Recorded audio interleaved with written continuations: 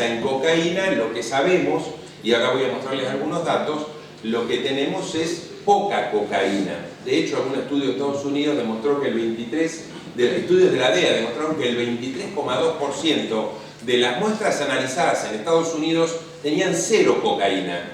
Es decir, que eran totalmente otras sustancias y no cocaína. Por lo tanto, cuando uno piensa en la cocaína tiene que pensar en esto. Cuando uno entonces piensa en las sustancias que acompañan a la cocaína, tiene que pensar que hay algunas sustancias que quedaron como residuos, que hay algunas que fueron incorporadas intencionalmente y hay otras que fueron incorporadas intencionalmente pero sin la intención de producir un efecto. Y entonces, bueno, si ustedes se ponen a leer sobre adulterantes se van a encontrar con distintas clasificaciones. A mí me gustó una que es más sui generis o medio hecha by me, que dice que, bueno, que los adulterantes los tenemos, los que quedaron, y podemos hablar de diluyentes, podría ser, que son aquellos que quedan de la producción de cocaína. Ahora voy a hablar rápidamente de lo que es la forma de la evolución de la cocaína, y quedan restos en la producción.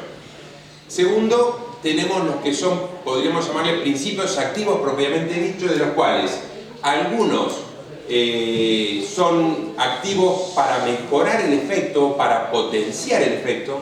Algunos son activos para generar algún otro efecto, como por ejemplo el de la fenacetina. Voy a hablar de cada uno de ellos. Y algunos son polvos inertes que el único efecto que tienen es generar un beneficio económico al que lo está vendiendo. Es decir, aumentar el volumen sin haber agregado nada realmente activo. Es el caso del azúcar, del talco, que suele encontrarse en las muestras. Antes de comenzar, son muy poquitas, así que tranquilo. Voy a hacer rápidamente un raconto de qué pasa con la cocaína. Ustedes saben que la cocaína en nuestro país se utiliza de 5 formas distintas. La más común es la aspirada o la esnifada, pero que en realidad es aspirada, no es inhalada. Y esto lo aclaro siempre porque la cocaína se inhala cuando se fuma, no cuando se aspira el polvo. Cuando se aspira el polvo no sale de la fosa nasal. Si el polvo se aspira y se diluye dentro de la nariz, no llega al pulmón, ¿sí? Entonces por eso no se inhala, se aspira. Esa es la forma más común, que es el clorhidrato, que es una sustancia hidrosoluble. Vamos a ver ahora por qué. La otra forma muy común que tenemos de consumo en el país es a través del fumarlo. Dentro del grupo de las cocaínas fumables tenemos, y vamos también a ver ahora, la pasta base, la base, el crack, el bazuco y todos los formatos, o el paco nuestro, todos los formatos de lo que son las cocaínas fumables, que no son hidrosolubles y que por ende hay que quemar para poder ingresar, quemándose y ahí sí, inhalándolo a través del pulmón, y ahí tenemos todo el resto de los componentes que tienen que ver con el ingreso por el pulmón, y el clorhidrato que puede inyectarse porque como es hidrosoluble se disuelve en cualquier sustancia acuosa y se puede inyectar. Tenemos otras formas que son, por ejemplo, espolvoreos genitales, que son de menos uso, menos frecuente por lo menos. Y tenemos otras dos formas que son, entre comillas, legales, que son el coqueo y la infusión, ¿sí? Cualquiera que haya estado, y yo tuve la suerte de estar por la provincia de Catamarca hace apenas algunos días, sí, sin un té de coca es como difícil llegar a lugares como a Antofalla, ¿no? Porque uno se apura, claramente, y entonces tenemos la infusión de la cocaína. De la cocaína, correctamente, porque es un té de coca, pero es cocaína el principio activo. La cocaína sale de una planta que se llama eritroxiloncoca, es natural de nuestro altiplano, de ahí para arriba. Crece poco en nuestro medio porque requiere de grandes alturas y de mucha humedad. Y nuestro altiplano tiene mucha altura, pero es muy seco. Así que es difícil el cultivo en nuestras áreas, pero tenemos coca en zonas como algo en Tucumán, Salta, Jujuy.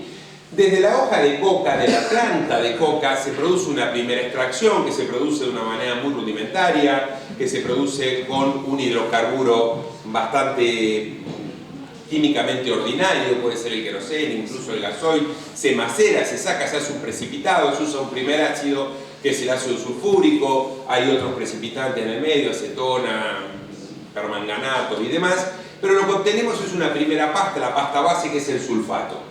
Esto, por supuesto, va dejando residuos en la sal. La pasta base es una base granulosa, no es hidrosoluble, es liposoluble, es una pasta que para poder ser utilizada hay que quemar.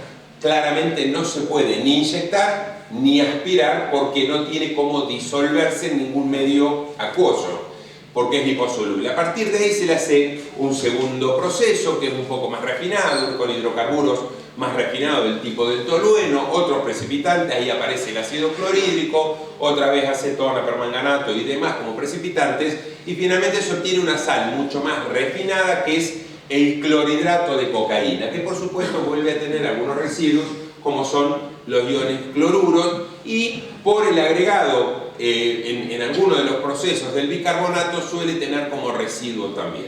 Estos entonces suelen ser no adulterantes sino contaminantes químicos de lo que es el producto clorhidrato. Vamos a tomar el clorhidrato como ejemplo para a partir de ahí después hacer las diferencias con el resto, que son contaminantes químicos pero que acompañan a la cocaína, y cuando la gente lo aspira van a venir acompañados de estos otros productos químicos. Ahora sí, la próxima. Un estudio muy amplio, muy grande, que fue una revisión sistemática que hizo un amigo que se llama Antonio Pascale Prieto y que es de Uruguay, pero que lo hizo para la CICAD. Hicieron un trabajo realmente muy importante en el año 2019. Demostró, sobre un trabajo de casi 2.000 citas bibliográficas, demostró cuáles eran, me prometieron,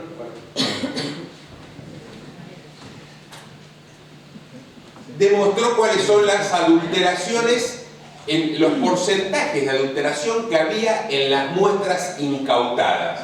Fíjense que logramos zafar por poquito de ser los líderes en la truchada, ¿no? Nos ganaron los uruguayos en este caso. Pobre Antonio, creo que hasta vos hiciste el trabajo para demostrar que eran primeros en la adulteración. El 90% de la cocaína que circula por Uruguay es adulterada, el 82% en la Argentina, en Brasil el 57%, en Paraguay el 30%, en Chile el 28%. La fracción azul es la que, de las muestras que no tenían adulterante. La próxima. Fíjense que lo que hicieron fue analizar a través de cromatografía gaseosa las muestras en este estudio. Es decir, tomaron aquellas revisiones donde se habían hecho publicaciones donde tenían el mismo método analítico, y nos encontramos con que los principales adulterantes, tanto en Argentina como en Brasil como en Uruguay, eran los mismos, en diferentes porcentajes, pero después vamos a explicar un poco algunas lógicas al respecto. El principal adulterante que tenían los uruguayos es la fenacetina. Esto fue un trabajo muy grande de un Pierre, que fue un químico toxicólogo que trabajaba para la Corte Suprema de Justicia en Montevideo y que se preocupó mucho por el tema de los adulterantes, tuvo muchas publicaciones, y bueno, y fue el que encontró la fenacetina por primera vez. Bueno, vamos a hablar ahora después de ello. En segundo lugar, la cafeína es una constante. De hecho, no tenemos muchas diferencias con algunos estudios publicados en Austria, en Alemania y en España en cuanto a los adulterantes que tienen ellos, y los porcentajes en Europa tampoco difieren mucho de los nuestros y tampoco en Estados Unidos, así que no es que acá se vende de peor calidad que allá, sino que los que se ocupan, podríamos llamar del narcomenudeo, que son los que se ocupan fundamentalmente de agregarle los adulterantes intencionados a la cocaína, hacen los mismos negocios en todo el mundo.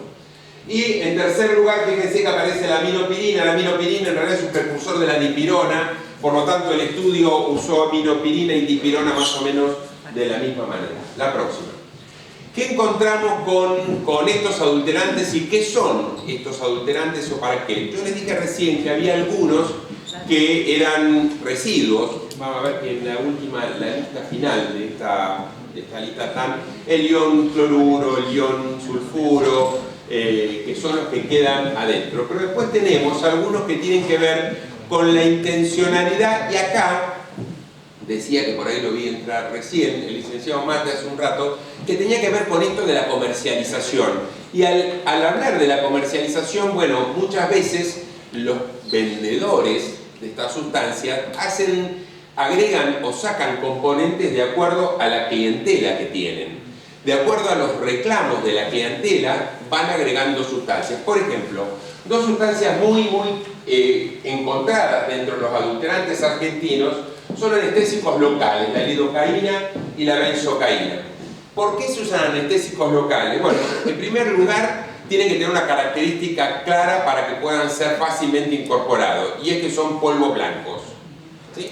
O sea, digamos que básicamente si algo se va a adulterar con algo, tiene que ser un polvo blanco. Cuanto más brillante es el polvo blanco ese, mejor aspecto le va a dar a los ojos del consumidor la cocaína. Lidocaína y benzocaína son polvos blancos, pero además tienen la particularidad de ser anestésicos locales. Ustedes saben que la cocaína, uno de los mecanismos de acción que tiene es el bloqueo de los canales de sodio, por lo que produce anestesia local. La cocaína fue utilizada como medicamento, sobre todo por los odontólogos durante mucho tiempo, y como anestésico local. La lidocaína, Freud se trataba con eso. y también, claramente. Entonces, la lidocaína y la benzocaína producen anestesia local. ¿Para qué sirve? Bueno, todos ustedes deben haber visto que cuando la policía, o por ahí en las películas, si no han tenido oportunidad de verlo en algún otro lado, lo primero que hace para probar la cocaína es tocarse la lengua con la cocaína, porque lo que busca es probar el efecto anestésico local. Entonces, si tiene como adulterante la lidocaína y la benzocaína, claramente cumple con eso, anestesia la lengua y dicen, es buena. ¿Sí? Primera cosa. Segundo, la lidocaína y la benzocaína tienen sus efectos adversos propios y efectos secundarios propios, y esto bien toxicológico. El uso principal es el anestésico, pero tienen otros efectos adversos, como son las náuseas, los vómitos, mareos, temblores, convulsiones, y a nivel cardiovascular. Esto es importante porque, de hecho, algunos dicen que esto se agrega porque es un estabilizante de membrana, y como la cocaína, una de las cosas que produce es aumento de la frecuencia cardíaca, que puede terminar en una arritmia supraventricular, es decir, una taquicardia sinusal, o incluso un aleteo fibroauricular o una fibrilación auricular. La lidocaína y la benzocaína funcionan como estabilizantes de membranas e incluso podrían evitar ese tipo de alteraciones. Con lo que la lidocaína y la benzocaína, algunos incluso la ven como un buen adulterante. ¿La razón? Decíamos, en razón del estudio que había hecho Pascal Prieto de Uruguay, que los principales que encontramos nosotros son cafeína, dipirona y la fenacetina. La cafeína cumple con este rol. Muchas gracias. La cafeína cumple con el rol de ser un polvo blanco, ¿sí? La cafeína es claramente un polvo blanco y le da un aspecto absolutamente brillante, con lo que es un buen engañador cuando se agrega la cafeína, y además refuerza el efecto estimulante y además genera insomnio, incluso mucho más que el que genera la cocaína. Y uno de los efectos que el consumidor de clorhidrato espera es el insomnio, ¿sí?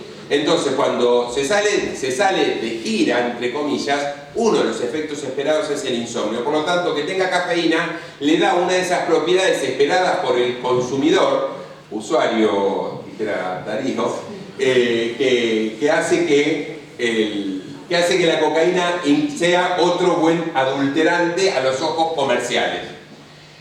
Pero claro, tiene todos los potenciales tóxicos de la cafeína, que en altas dosis genera muchas arritmias cardíacas, ¿no? Y además, el uso crónico asociado con síntomas de abstinencia como dolor de cabeza e irritabilidad. Todos deben recordar que en nuestro medio uno de los medicamentos más vendidos dentro de los AINES con la aspirina es la dupla aspirina-cafeína, porque evita el dolor, es decir, porque saca por la vasoconstricción que genera cafeína mucho más fácil la cefalea, y por eso en la abstinencia aparece el dolor de cabeza y la irritabilidad. La dipirona, ustedes saben que la dipirona está prohibida en algunos países, empezó siendo prohibida en Inglaterra, si mal no recuerdo, creo que fue el primero que la prohibió. En nuestro país no está prohibido, es un muy buen antipirético, en nuestro país se vende comercialmente aún, y como antipirético realmente es muy bueno, también es un polvo blanco, y tiene el problema que por eso se la prohibió en algunos países, que produce agranulocitosis, es decir, produce alteraciones sanguíneas con su uso. Por lo tanto, como verán, el consumo de cocaína con estos adulterantes tiene agregado, además de todos los efectos nocivos, tóxicos de la cocaína, todos esos adulterantes, y por eso que hoy alguien me decía, habla de los otros tóxicos. La fenacetina yo les decía que fue el doctor Umpierres en Uruguay el primero que la describió, yo creo que fue en el 2001, si mal no recuerdo, en el 2002, que hizo la presentación sobre la presencia de fenacetina. La fenacetina es un AINE que está prohibido, no está prohibido, dejó de utilizarse y nunca se prohibió en nuestro país, tampoco en Uruguay. Durante algún tiempo el Geniol lo tuvo dentro de sus principios activos, estoy hablando de hace 50 años, hace más de 30 que dejó de utilizarse, pero no se lo prohibió. Y la fenacetina tiene la particularidad de ser un polvo blanco de vuelta, pero prolonga la vida media, tiene una acción muy clara sobre el riñón, por eso además produce dentro de sus efectos tóxicos muchas nefropatías, produce muchas alteraciones dérmicas, no como la del levamisol que vamos a ver a continuación, pero la fenacetina prolonga la vida media y entonces se la utilizó mucho en las cocaínas fumables y ahí lo describe Umpierres, porque encuentran en el Paco uruguayo, que tenía algunas diferencias con el argentino, y era la gran presencia de la fenacetina. Poné para atrás a la segunda, por favor. Una más. Esta. Fíjense que las muestras de Uruguay tenían mucha más fenacetina que las muestras de Argentina. El estudio de Argentina igualmente es un estudio de Raberta, del que vamos a hablar a continuación, pero que la CICAT toma en Argentina el estudio de Cristina Raberta del Laboratorio Central de la Policía de la Provincia de Buenos Aires, que es una ingeniera química del primer nivel.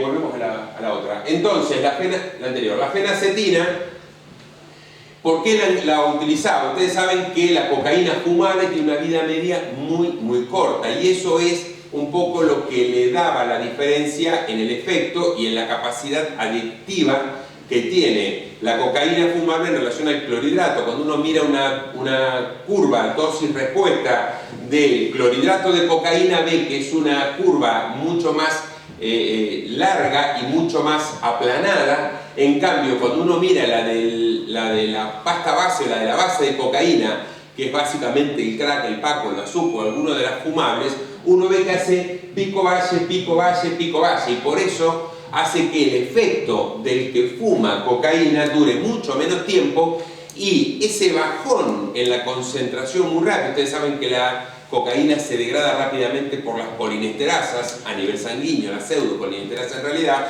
y hace que se degrade mucho más rápido. Al tener ese bajón, le da la necesidad al consumidor de cocaína de volver a usar otra dosis en poco tiempo, y por eso las dosis se repetían cada 20-25 minutos en la forma fumada. Con la fenacetina el efecto se prolonga por un efecto que produce a nivel renal y que permanece más tiempo en sangre, le prolonga casi media hora la vida media de la cocaína es de entre 1 hora, 1 hora y media, y le prolonga cerca de media hora más, y por eso entonces la fenacetina se considera que era intencionalmente puesta con un doble objetivo beneficioso desde el punto de vista comercial nuevamente. La próxima. Estos, fíjense que son, no sé si, ahí.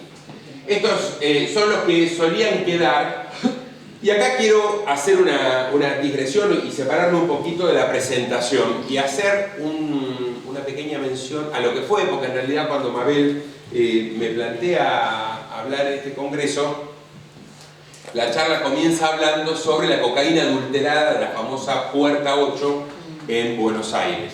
Y la verdad que para nosotros fue un hecho, bueno, realmente para todos los argentinos fue un hecho realmente dramático y terrible, pero para los toxicólogos fue muy importante porque además para nosotros en nuestro servicio fue cuando se empezó a pensar, y básicamente la que lo pudo pensar en algún momento fue la doctora Micaela Montenegro, que estaba en ese momento que teníamos las primeras noticias de lo que había ocurrido en el servicio, lo que estaba ocurriendo con lo de Puerta 8, y que fue la característica que no correspondía con una intoxicación aguda por cocaína, que venían con una depresión respiratoria, que los pacientes, algunos hasta les costaba llegar al hospital, o llegaban realmente en muy mal estado, que tenían una depresión respiratoria y que tenían una depresión del sensorio muy brusco, y en algunos casos tenía miosis que en realidad no lo tenía, y entonces, bueno, la doctora Montenegro fue quien se encarga de llamar al hospital, averigua, habla con los que estaban asistiendo a los pacientes, y a partir de ahí se plantea el uso de la naloxona y llegamos a que era un opioide. La verdad que lejos estuvimos de pensar que pudiera ser el carfentanilo. El carfentanilo es un adulterante muy frecuente en Estados Unidos. De los opioides que se usan para adulterar la cocaína en Estados Unidos, el más frecuente es el carfentanilo, en segundo lugar es el fentanilo. Así que nosotros en ese momento no pensamos en el carfentanilo, nos dimos cuenta que era una vida media muy larga, porque las primeras respuestas duraban muy poco tiempo, la respuesta positiva a la naloxona duraba muy poco tiempo. Pero quisiera hacer una pequeña reflexión, no puedo salirme, no puedo evitar correr un cachito de hablar solo de la sustancia, de un poco qué fue lo que pasó. A ver, para poder pensar qué fue lo que hicimos, de alguna manera un ejercicio de pensar qué estaba pasando. Es decir, ¿y por qué? Porque la pregunta era ¿por qué adulteraban esa cocaína? ¿Por qué habían usado carfentanilo? Y claro, la duda de todos en ese momento era, ¿están queriendo introducir una sustancia nueva? ¿Están metiéndonos con los opioides? ¿Es fentanilo? Y en realidad lo que están tratando es de incorporar el fentanilo que, a ver, hace 2 años declara Estados Unidos, 3 años, la emergencia sanitaria por los opioides, porque se le mueren en un año 70.000 personas por el uso del fentanilo. ¿Sí? Y nosotros fentanilo tenemos históricamente, primero usamos mucho el fentanilo, usamos mucho el remifentanilo médicamente, y realmente es una excelente medicación si no sale del quirófano, ¿sí? Que es donde, o las terapias intensivas, que es donde debe utilizarse. Entonces, lo que pensábamos era qué está ocurriendo en ese momento. Bueno, la verdad que una de las cosas que uno piensa es cómo se produce y dónde se produce. ¿Cómo son las cocinas o los lugares de las cocinas de nuestro país? Bueno, normalmente cuando uno va hablando, escuchando, llevo 31 años haciendo, casi 31 años haciendo esto, que es lo que hago, que me apasiona todos los días, y uno escucha y va conociendo gente que le cuenta o va viendo y se contacta con fuerzas de seguridad y ve fotos y escucha de cómo es. La verdad que uno sabe que no hay mucha tecnología puesta al servicio de la producción, es decir, la cosa es bastante casera. En un país, acá voy a ser muy honesto, brutalmente honesto, y espero que no haya muchos no argentinos presentes, pero en nuestro país nos cuesta garantizar que 500 miligramos de un medicamento sean 500 miligramos. Porque no hacemos bioequivalencia, porque no hacemos biodisponibilidad, y todos sabemos que un salbutamol no es igual que el otro, que una carbamazepina no es igual que la otra, ¿sí? Bueno, con lo que si nosotros, con toda la industria farmacéutica, no logramos garantizar exactamente que 2 medicamentos que contienen supuestamente la misma cantidad de un medicamento tienen el mismo efecto, porque no garantizamos ni bioequivalencia ni biodisponibilidad, ¿qué podemos esperar de la producción de una sustancia ilegal? Porque atrás de la industria farmacéutica hay muchos profesionales que se ocupan de los controles de calidad y demás. Imaginémonos lo que ocurre en la producción ilegal. ¿Quién lo produce? Yo he visto fotos de lugares donde hacen las mezclas de la cocaína con los adultos.